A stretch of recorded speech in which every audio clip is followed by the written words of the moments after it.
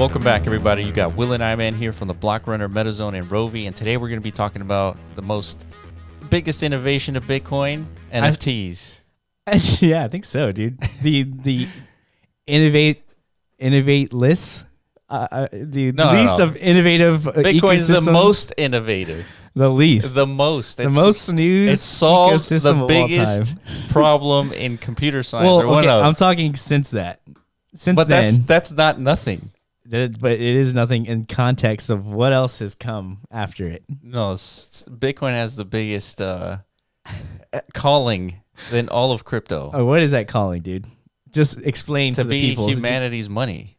What's okay? So how? Why? Why is Bitcoin more sound money than the money we have today?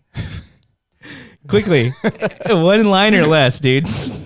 Well, first of all, they're scarce. Scarce? How scarce? The most scarce. It can't be provably scarce, right? Well, yeah, infinitely provable scarce. Doesn't matter that it was artificially produced. Some dude that nobody knows who. Yeah, but he solved a computer science problem. That's the value. Okay. And it's a network that's never been hacked in 14 years. Okay. I mean, that's... But didn't Satoshi also come out the gate saying, like, this is supposed to be peer-to-peer money system, Sure. not necessarily what the Bitcoin maxis of today are claiming Bitcoin to be? And we took that, and we made it a bigger calling. So what is wrong with making it an even bigger one This is not a bigger calling. Well, let's explain it first, let you guys decide. All right, so we're talking about Bitcoin Ordinals. So someone, this guy named Casey... What is it? Roder something? Rodermore. Rodermore? Rodermore. Yeah, Rodermore. Okay. So he invented a way to assign a numeric sequence to all of the Satoshis that have been generated up to this point. So what's a Satoshi, first of all? A Satoshi is 100 millionth of a Bitcoin. So is it 10 millionth or 100 millionth? I think it's 100 million.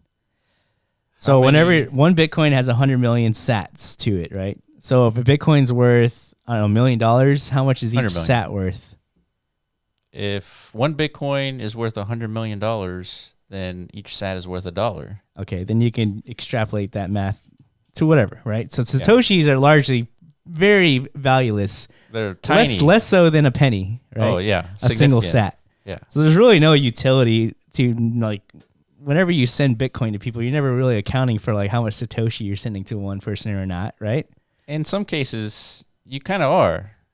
I mean, you can count, but you can. But it's you like never 100,000 Satoshis, like $1. But I agree. But in today's value, once Bitcoin's like $1 million plus, then you're gonna start talking about, oh, I sent you 1,000 Satoshis, instead of I sent you some Bitcoin, right? Right now, Satoshi doesn't have, or the Sats don't have much utility or like consideration. Correct. But now they do, right? Potentially. Well, okay. So let's start at the beginning. So we have this new ordinate system that assigns a sequence value to each Satoshi that has been generated. Mm-hmm. So what does that mean? Mm-hmm. That means that one Satoshi is different than the next Satoshi. So what does that kind of sound like? An NFT. Yes. Right. So because my Bored Ape is not the same as your Bored Ape, right? Even though they're Bored Apes. But one Bitcoin is the same as your Bitcoin. Yeah. But in this ordinate system, it's not the same, right? My Satoshi was generated earlier than yours. So how do they know that? How do they like reverse engineer the origin of a Satoshi? So they have this process, have a few different representations. So they have ways to give an ordinate sequence number per Satoshi. And those ways are integer notation. So literally, the first Satoshi to be generated is integer number 1. Yeah. And then the second is 2 and so forth. Yeah. And then all the way to the first 100 millionth is the first Bitcoin. Gotcha. Right. Which is sitting in Satoshi's wallet right now. Correct. Yeah. So then you just go forward, right? Now the integer just gets bigger and bigger and bigger. Yeah. So they have different, notations for this, right? They have the decimal notation version. They have degree notation, percentile, right? So I think the last Satoshi to be mined would be the 100th percentile. So, I mean, you're starting around very small percentages and it's progressing to 100%. Yeah. And they have a naming structure for each Satoshi. It's literally A through Z, and it just goes through a sequence of letters all the way. And you could potentially have the Satoshi that's called satoshi, which is right here. Has it been minted yet? So this one is going to be minted in 2082. Oh, Christ. That's a long time, dude. I'll be dead by then. Yeah. I'll never get to see Satoshi come to life. Yeah. Damn it. So, and then look at the name. That's Satoshi. Now. That's the 99.9997 percentile? Yeah. Really? Yeah. Holy crap. Yeah, we're in the 90s right now. Oh, yeah. That's right. Damn, dude. So this is the stuff you're talking. Those are the sound economics that the Bitcoin community is kind of like really clinging on to. Like, that's it. Yeah, and that's all Bitcoin needs to be good for. And just one little element for the Satoshi. The next one after I. H-I. No, that's before I. So yeah, they have some sort of nomenclature. So I think I went. Let me go previous. You must have went previous instead of next. So that's Satoshi. Deduce. It's going like in reverse order. Oh, it is going in reverse order. Yeah. So the last Satoshi to get mined, the very last one, is going to start with A. Oh, really? Yeah. That's weird. So it starts huge, and then it gets smaller all the way to A. Ah, that's extra Could you imagine weird. getting the Satoshi one and being all pissed? Yeah. I'd be very pissed, dude. Yeah. Whoever gets Satoshi, like in 2085, dude, or 2082, that's gonna be like hitting the lottery, like you said. Oh yeah, I mean, the world's gonna be counting down, watching. There's only one out of like trillions and trillions of Satoshis. You think that's gonna be like a global holiday? It's like everyone's just gathered around their television sets. Yeah, May 4th, 2082. Waiting for that block to come out. Yeah. Everyone's just checking their wallet. Yeah, checking it. Dude, fuck, I'm going to be dead. I'm not going to see it. Well, you got to stay alive, dude. Yeah, right. There's no way I'm making it to 2082 at this rate. Fuck no. Whatever, dude. But just let me know when you get to afterlife to how it went, dude. Yeah. Just let me know. Dude, I'm going to extend my life, dude. Okay. Good luck. So, but the biggest thing here is that there's a way to actually put a sequence number to each Satoshi. That I thought that was brilliant. Yeah. Like once I understood that, I was like, there's something here. Well, first we saw NFTs on Bitcoin, right? That's what got us into this whole thing. So we're like, oh, well, how? These are all NFTs on Bitcoin, right? So this is a thing that's people are leveraging this numeric model to do, right? Yeah. How are people leveraging this, do you think? Like to, I guess, append information to a Satoshi now, right? Like these NFTs, they're images. Where are these images data being stored? Where is it being retrieved? How is this associated to any Satoshi that I own? You know what I mean? Yeah, so the bytes, so this is 10,408 bytes current length to generate this image. Yeah. These bytes are literally stored within a Bitcoin's blockchain. Like it's in a data segment where you can store pieces of information, links, text, things like that. Mm-hmm. So this is literally stored, and not the image, I should say. The bytes that represent the image are stored on the blockchain. Okay. And the way to see this image, you have to use the Ordinal wallet to see it. Why?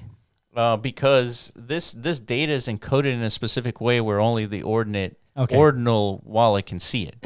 I see. So if any other third-party app, let's say like a marketplace, because there are none. Yeah. Right now, this whole ecosystem's so goddamn early. There's no way to trade these things outside of like Discord, like hand-to-hand swaps, right? Yeah, over the counter, yeah. So this is another one of these things we got a PSA, right? Even though how interesting this is, yeah, I wouldn't touch any of this. Look at that, dude. They already got Gary Gensler memes on here. I wouldn't touch, even though there's probably tremendous speculative value here, but we're talking the highest risk speculation here. Yeah. Because this could go one or two ways. This is either like the beginning of something huge, the biggest thing that could have ever happened to Bitcoin since its inception, or this is just going to be a flash in the pan nothing burger. Yeah. Right? I mean, yeah, but it depends. So all this, this is happening right now. Yes. Right? And the Ordinal Protocol. There was no update to Bitcoin. Not yet. There was no changes to Bitcoin. Nothing's happened differently since segues from Bitcoin's perspective. So all this was possible. The only difference is that this guy, what's his name again? Casey, he came up with a way to sequence the Satoshis. Mm-hmm. And because you can sequence them, now they're all different from each other, and therefore you can start appending images and videos and programs and uniqueness, whatever. I guess. Unique attributes to the individual, what used to be fungible units that are now non-fungible. So this is where the, I guess, division lies, right? Yes. Yeah. In the actual hardcore Bitcoin community members, is like whether or not introducing non-fungible attributes to, I guess, the asset of Bitcoin itself. Yeah. Is this going to enhance or diminish the value of Bitcoin, like the value? Well, it depends on what your perspective is on the value of Bitcoin. Of course, yeah. Now, if the value of Bitcoin is supposed to be fungible, then making it non-fungible devalues that point, right? All of a sudden, one Satoshi is not the same as the next. But it could still function in that way, can it? Like you could still send. Well, right now, the only problem is you might be sending like valuable metadata, I guess. Yeah. Every time you send a transaction. Yeah, you could, right? So when you click on any of these images, these images, if it's going to come up here, the data here, the 41,000 bytes of data are stored on the blockchain. So if I send you that Satoshi, well, that Satoshi that represents the 41,000 bytes of data is now yours. So that means this image is now, theoretically it's yours using this ordinal system. So is there now... But from the perspective of Bitcoin, it didn't send you an image or anything. It just sent... the sats. Yeah, the sat. Like, it doesn't matter to well, that's what I mean, though. So Bitcoin is still operating as intended. You're still sending and receiving sats between user to user, right? So therefore, the peer-to-peer money system is not diminished in any way, right? Not today, because nothing's different. Yeah. Nothing's different, right? Yes. They didn't update Bitcoin. Now, in this proposal, he's recommending, he's doing a BIP, a Bitcoin improvement proposal. Which is where the abstract is, the first thing it says in this proposal says the document defines a scheme for assigning serial numbers to sats. Yes. Thereby giving sats a non-fungible component to them. Yeah. That is the thing that we're questioning here. Agreed. That is the division. But is that such a bad thing is the question? Well, it is. Why? One Satoshi is not the same from the next. Which is fine. The only one who loses out on that transfer is the owner of the any additional value appended to that Satoshi. If you're trying to conduct like a money transfer, the utility of Bitcoin still exists. You could still transact Bitcoins the way you can today in the future, where you can append, non-fungible Satoshis are not to them. The same value anymore. That's true. Well, you don't think is there ever going to be a way where you can't just ignore that though? Like you can't. If I send you a Bitcoin, I could be sending you like tons of like images and files and all kinds of stuff. Is there no way you could like bucket like Bitcoin or Sats into like like a fungible pool and a non-fungible pool? Well, no. I mean, but okay, you can do that in a Bitcoin update. But I don't think that's what people are going to want, right? Well, okay, so this is the problem, because there's obviously technical ways around this. Right now, it's hard to see them all because it's so early, and a lot of the Bitcoin maxis don't want to like think about these things, like just because there's a possible new, numeric system that can enhance the utility of Bitcoin and create like a much more broader ecosystem that could potentially rival Ethereum, right? Yeah. Like, just extrapolate years down the line what this can do to the value of Bitcoin. Yeah, but Bitcoin's leading. It's not rivaling anybody. The only thing it's rivaling are countries and fiat currency. That's what it rivals. Well, I understand. Like, I feel like that has a bigger calling than just putting images on the blockchain. Well, that's not all that can happen with this, right? No. Well, for now, as far as we can see. Dude, this literally came out like a month ago. Yeah. Like you can't just like be so short-sighted about this, dude. And I think even Bitcoin has a bigger calling, in my opinion, than that. I understand that, but is there so much wrong with adding, more value? No, there's nothing wrong with it. There's nothing wrong with it. It's about maintaining the ideologies and the purpose of Bitcoin. So there's nothing wrong with any of this stuff. So you think this is just muddies that narrative a little bit, what you're saying? Well, I think this introduces an attack vector potential, meaning you can start appending all kinds of files, like any illegal files, for example.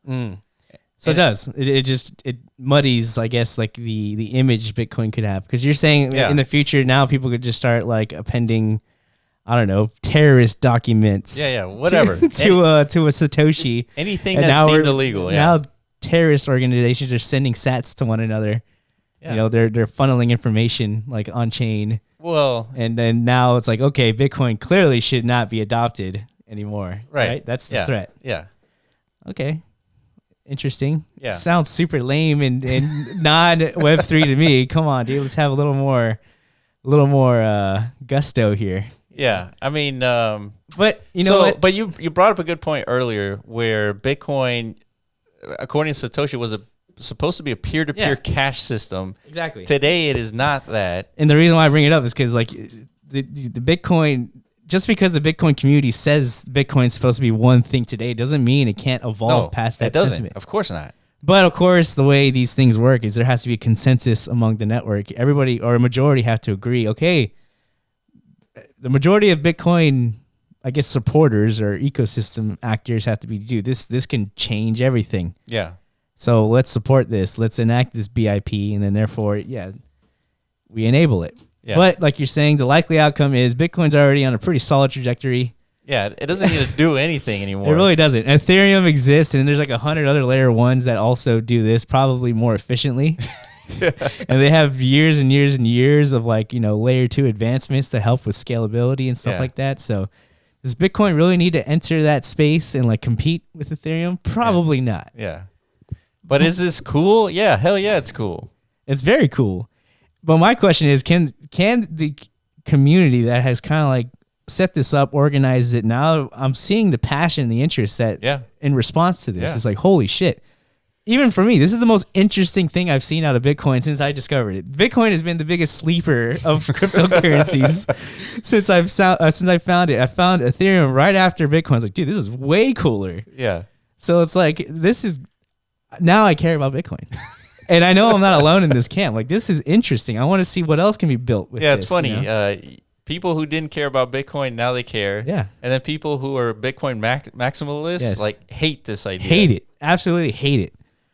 Because obviously Bitcoin maxis only give a fuck about like how much money they're going to make at the end of the day of like just hodling Bitcoin. Yeah. That's all they care about. They don't care about any new interesting innovation at all. Which is the most lamest mindset you could think. I want to see new shit. I want to see innovation. It's not as if Bitcoin maximalists have zero Bitcoin. I know, like right? Caring about like they're afraid that like what if this goes wrong? You know, they don't want to take any risk. Yeah. What vagines, dude? I don't like it. But and then I think this is good. This can like incentivize things like the Lightning Network or more scalability. Solutions to come about because there might be a chance for something like that. Some way where this ordinal system works on the Lightning Network. And it doesn't really disrupt anything else. But I mean, it's going to take a technical kind of breakdown to figure that out. But I guess my question was like, even if the Bitcoin community just shuns this and like exiles anybody who thinks this is a good path, can this community still operate independent? Well, it can. It's operating right now. It is. It's happening right now. It's happening, and they're leveraging Bitcoin as like a storage layer or whatever. Their on-chain components are being utilized by this, right? And therefore, they are contributing to the transaction space of the blockchain ecosystem. So if this continues to grow, like I said, that passion, that vigor gets bigger and bigger and bigger. Right. Third-party applications emerge, marketplaces. Yes. Different kinds of things. Artists start to come in and produce more inscriptions. They're not even like NFTs, really. They call it inscriptions, right? Yeah. Then fuck it, dude. Yeah, I mean, it's happening. I mean, I'm sure this ecosystem is going to grow to a certain extent. Yeah. And we're starting to see all these like images like that resemble 10K projects. They got land here. The metaverse on Bitcoin, dude, it's coming. So I have a question. Yeah. If I have a sweet like Bored Ape on Bitcoin on my Satoshi, right? There's no way for me to not send that Satoshi, right? There is a way to not send it, right? You would have to use the Ordinal wallet to not send that. Yeah, I'd be pissed. Yeah, that is the problem, right? It's just if you're sending like, I'm going to send one Bitcoin, and then it just takes all these different like inscriptions with it. Yeah. One of them's worth like more than the Bitcoin you sent. Yeah. It's like WTF, mate. It's all like, then this whole thing doesn't work. Right? Yeah. Right. But there has to be a way where you definitively know you're not offloading like inscriptions. Yeah, is there a chance that this market gets so big that other Bitcoin wallet providers start implementing Ordinal Protocol into their wallet? There's definitely a chance. There could be, yeah. I don't know what that probability is, but there's without a doubt a chance. Just because there's so much liquidity in the Bitcoin ecosystem. Yeah. Right? There's giga whales just sitting there with all these Bitcoins with nothing to do with them. Yeah. You got other layer ones trying their best to like wrap Bitcoins and stuff like that, bring them into their ecosystem. Well, fuck that. How about you build your own ecosystem? Yeah. Give some real value to Bitcoin. You know? And it's by design, it has inherent rarity, right? So common is any sat that is not the first sat of its block. Yeah. So as soon as you mint a new Bitcoin, the first Satoshi is a pretty rare one, but anything after that is common, right? And uncommon is the first sat of each block, so that's an uncommon one. Rare is the first sat of each difficulty adjustment period, so every 4 years, that difficulty adjustment period, the first sat that comes after that, that's a rare one. Epic is the first sat of each happening epic. Sorry, this happens every 2,000 blocks. This happens every 210,000 blocks. All right, dude. This is just becoming like a humble brag of like how much you know about this shit. Well, we get it, Will. You Bitcoin.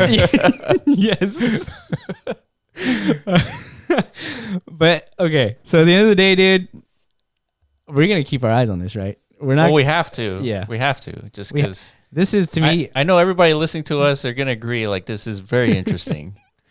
Yes, I think so too. It's so incredibly early. Again, we don't encourage anyone to buy anything because I think there's a higher chance you're going to get scammed at this time than not, because there literally are no like a trusted intermediaries to like facilitate transfers. Yeah, there's no smart contracts that are going to like swap. Yeah. Yeah. So it's tough right now. It's just something to kind of pay attention to. Obviously, only like whales are participating at the moment because I mean the value of these Genesis inscriptions are going through the roof. Yeah. Yeah. So I mean, yeah, like this guy, he said that he bought it for what was it? Almost 2 Bitcoin. Or this Ordinal Punk sold for almost 2 Bitcoin. Right, and this is just somebody randomly. Yeah. I mean, that's the CryptoPunks went even more insane, like the ones on ETH. Yeah. So, I mean, people are just attributing, early inscriptions. It's historical, right? Like this is potentially. If this works out, right, like 4, 5, 10 years down the line, you look back and see like, dude, these were the origins. This is how it all started. So there's tremendous value, speculative value in that, not real value. Just and I feel like this needs to get adopted by the Bitcoin community for it to really have like. Yeah, maybe, but maybe not. Maybe not. I mean, not necessarily. This could either this becomes like a rogue component to Bitcoin, like some sort of like cancer that grows on the side of it, to where its presence is so dominant. Yeah, that Bitcoin is forced to adopt it, or it could fork. Well, and we can create like whole new. Somebody's gonna have to run a forked Bitcoin network of nodes mining these things. They will, dude. If this becomes, but it's 51% attack, and like, I know it's a pain. Nonetheless, this is juicy and this is dramatic, and I love it. This is exactly what we need in a bear market. I mean. Something new, right? Not just AI. Yeah. So, yeah, I'm sure you guys have a ton of questions.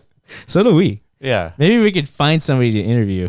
Yeah. Casey, dude, you want to come on? Yes, please explain to us. Enlighten us. Tell us why the Bitcoin core community is wrong. Yes. Why they need to expand their scope of curiosity, their scope of ambition, to not just be pigeonholed to like we're just this do nothing coin. Yeah. This do nothing ecosystem that sits here and waits for boomers to kind of like die off. Yeah. In order for the value of Bitcoin to be realized. That's literally what they're waiting for. I know. Literally. And while people like Casey are out here innovating. Yes. Yeah. Tell us why that's the right approach, and let's convince these maxis why they're wrong, dude. Go ahead. Come on. All right. If you have any other questions, let us know in the comment section below. Follow us on Twitter at The Block Runner, at Meadows on IO, and at RoviAI, and we will catch you in the next video. Peace.